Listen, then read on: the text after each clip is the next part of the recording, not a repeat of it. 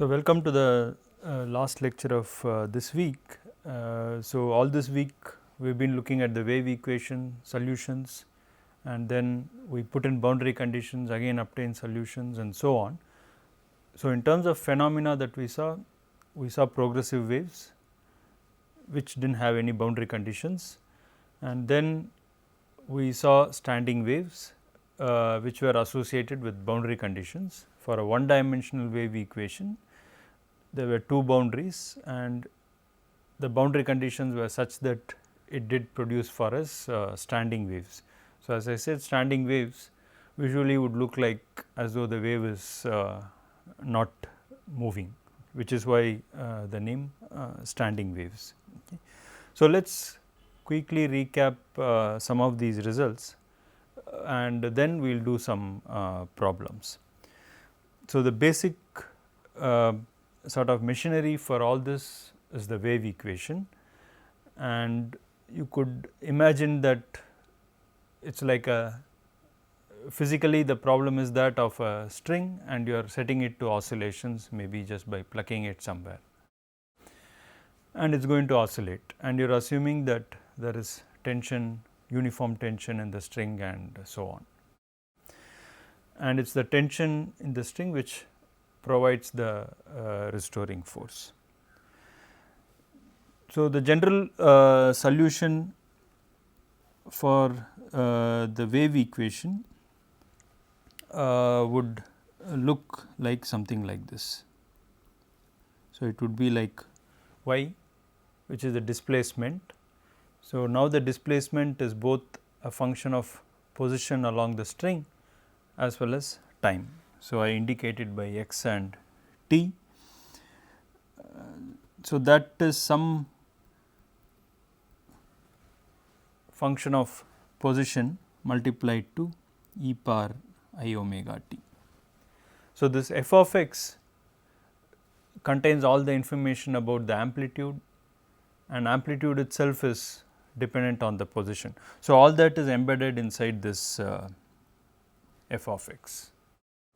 So, it is actually another sine or a cosine function and the amplitude put together, and f of x could be chosen depending on boundary condition, depending on problem and so on and so forth. So, when we put in the boundary condition for the standing wave part, we obtained the following solution. So, we saw that the normal mode frequencies indexed by n, where n indexes the mode, is omega n is n pi c divided by L, where L is the length of the string, c is the phase velocity of the wave.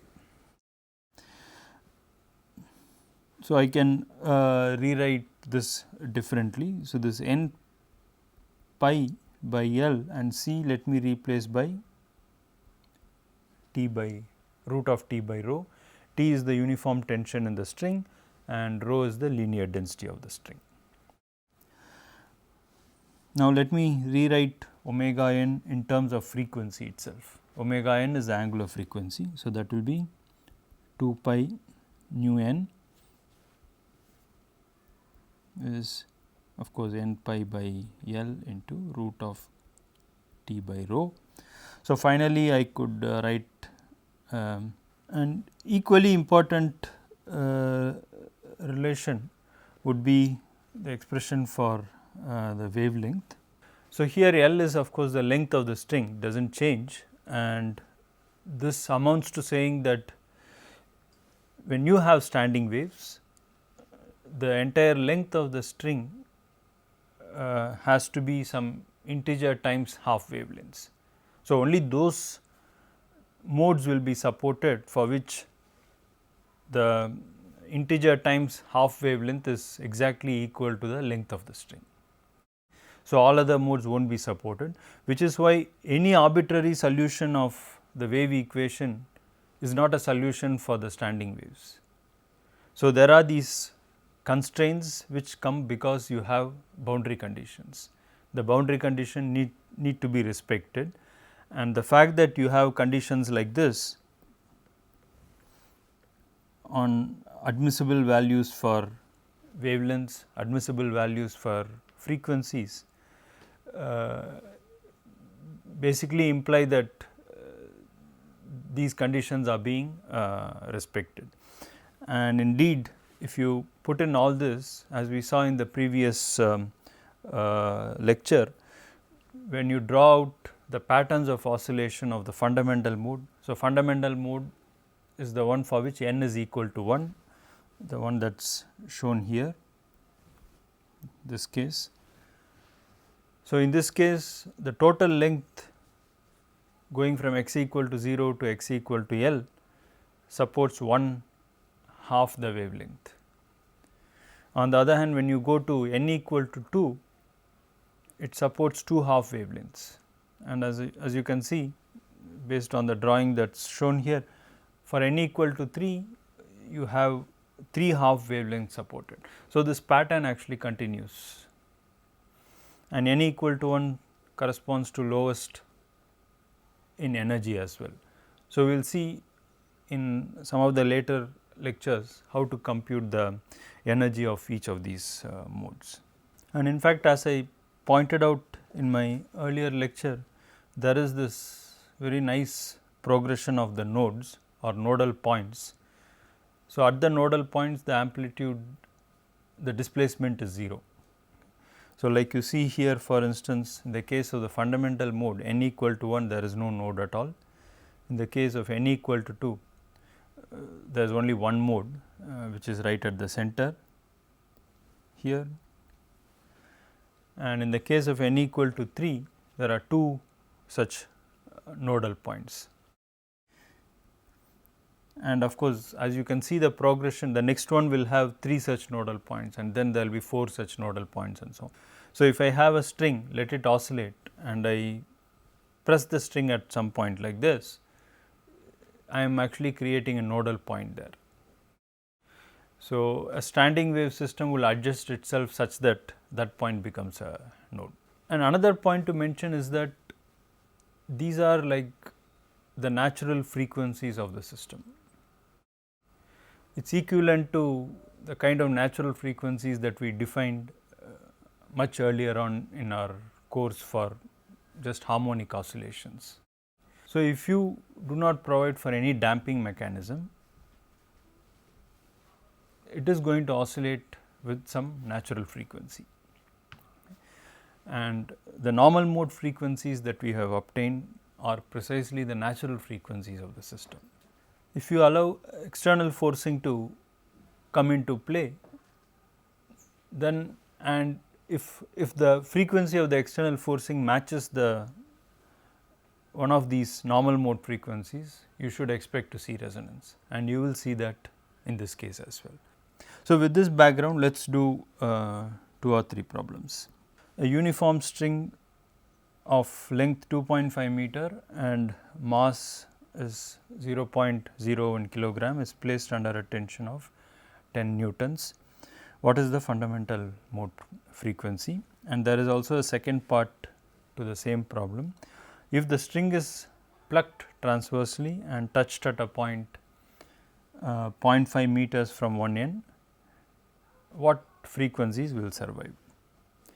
Okay, the relation that we need is the relation for the frequency, which I have written down here, frequency of the nth mode, and here the question is about the fundamental mode frequency. So, n is equal to 1. So, I can say that nu 1 is 1 by 2 L into square root of T by rho. T is tension and it is given already.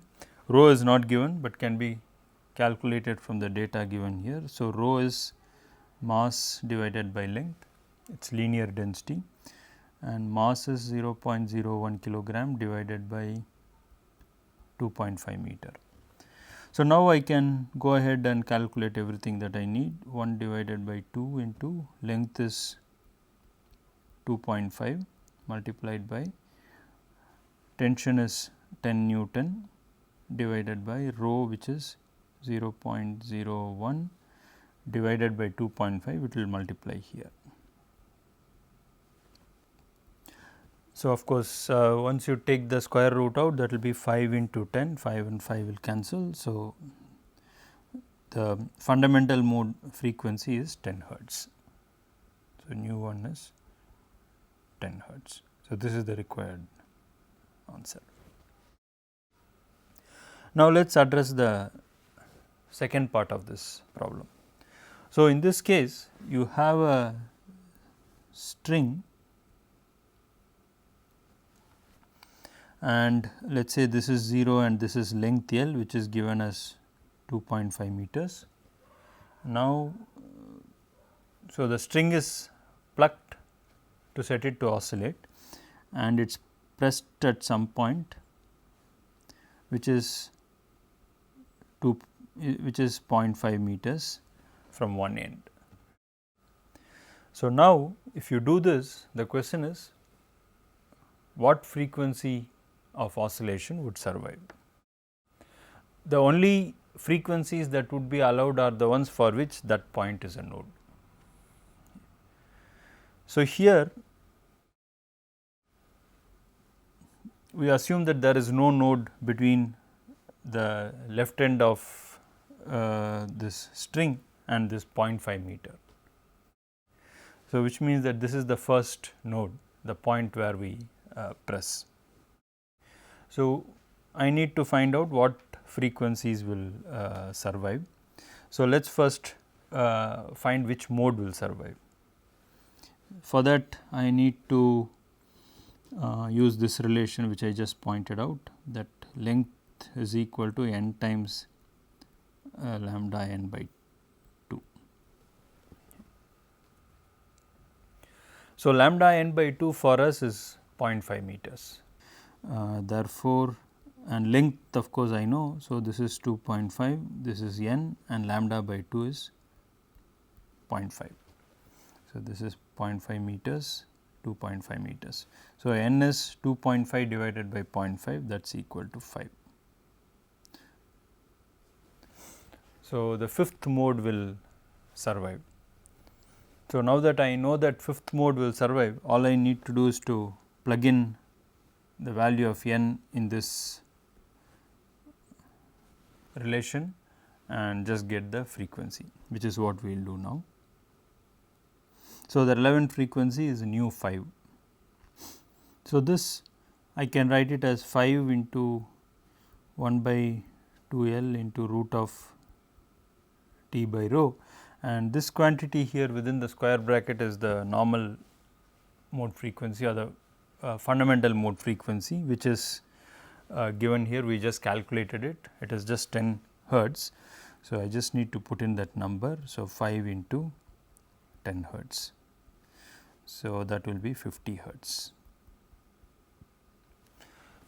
So, the answer is that fifth mode, whose frequency is 50 hertz, will survive if I press a point which is 0.5 meters away from one end. Now, let us look at the next problem. So, in this case it is a more simpler problem. A stringed instrument is tuned for a fundamental frequency of 640 hertz. Its length is given, it is 33 centimeters and mass is 0.125 grams. What is the tension required in this case? So, here again it is a straightforward application of the formula. I just need to put in the formula, put in all the data and get the result. Again here 640 hertz is given as the fundamental frequency. So, I could write it as nu 1, which is 1 by 2 L into root of T by rho. So, here length is given and mass is also given,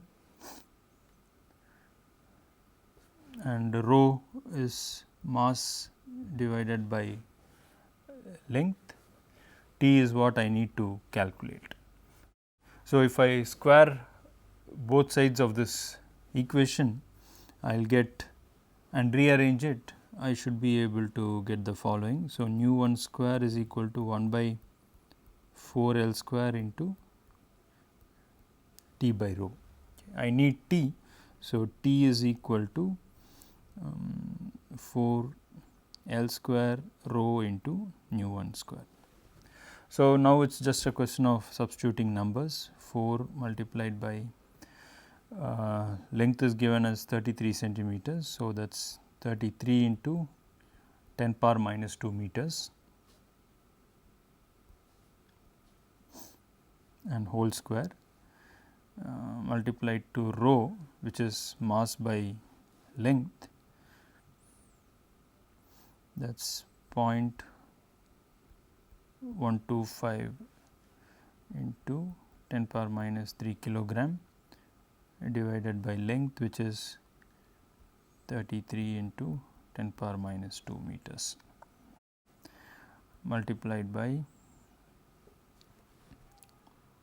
nu square, which is 640 whole square. So, you put in all the numbers. If you calculate using a calculator or something, you should get the tension to be about 67.5 newtons. So, the third problem is a variation on one of the things that we did earlier. So, in this case again you have a string, but the string is tied at this point. So, it is something like this, and here this point is oscillated up and down, and in this case the forcing is b cos omega t, and this point is fixed. There is a external forcing of b cos omega t, and at x equal to L the string is fixed. Let us see under what conditions we get resonance in this case. And so, again the equation of motion is same as before, which is the wave equation itself. So, solution it is something that we can straight away write, which is, so basically says that if you are going to like provide an external forcing, oscillate let us say a string, ultimately the string will start oscillating with the same frequency as your forcing, which is why if the external forcing is b cos omega t, the final solution I have already factored in that, and I have put my solution to be f of x equal to b cos omega t.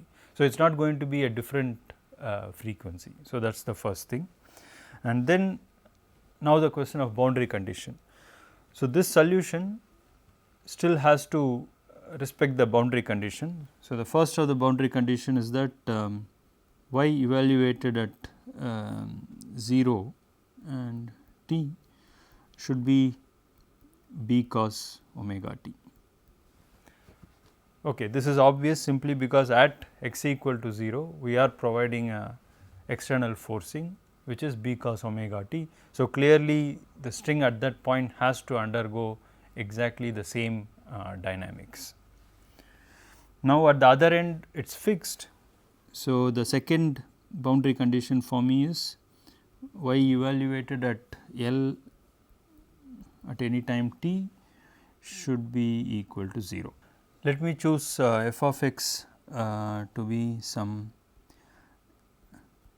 a sin k x plus alpha, and remember that k is equal to omega by the phase velocity, which I will indicate by v subscript ph. So, that is phase velocity. So, now let me put this in that case it will be a.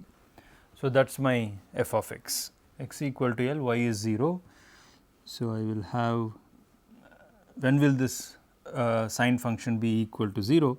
That will be 0 if omega L by v phase plus alpha is equal to some n pi. So, this is at x equal to L. If I put in the boundary condition at x equal to 0, we will get that, and from here a is equal to b divided by sin alpha. Now, all I need to do is to substitute for alpha from this equation. So, here I have the relation. So, clearly if the denominator is 0 or it goes to 0 or goes to very small number, then of course, a is going to be very large. We can make it a little more clear by doing a small manipulation here. So, let me just take this part alone. Let me just look at this one alone, because all we need is that this has to go to 0, and it is clear that if n pi is equal to omega L by V phi, it will obviously go to 0 and you are going to see a large amplitude A. But to make it a little more intuitive, let us look at only this part. So, that is n pi minus omega L by V phase. Let me take pi outside here. So, that would be n minus omega L by pi into V phase. And if you now use the fact that omega is equal to 2 pi nu, omega is the angular frequency and nu is the frequency. In that case, this will be pi into n minus that will be 2 pi nu. So, that is 2 nu L divided by V phase. And from here, now let me do one more manipulation. So, let me take V phase outside, that will give me n V phase minus 2 nu into L.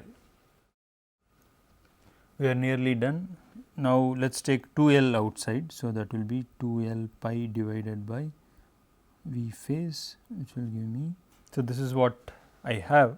So, which means that now I can plug this into this equation. So, I would get the following equation. So, now when you look at the same equation in a slightly different form after manipulating it, you will see that this quantity here is simply equal to the normal mode frequency. So, whenever your driving frequency is equal to the normal mode frequency, you should see A in principle becoming infinite. But of course, we know that physically there are no infinities and there would be other damping effects that would be present and prevent A from becoming infinity. But nevertheless, in response to a driving which is given by B cos omega t, for certain values of the driving frequency, the response is going to be large. So, this is very similar to the kind of resonances that we have seen for driven damped oscillator. So, in fact, much of the phenomena that we saw for driven and damped oscillating system would also work in the case of coupled system. In the subsequent weeks, we will try and look at computing the energy of these oscillating systems, and we will also learn how to do Fourier decomposition to calculate these energies.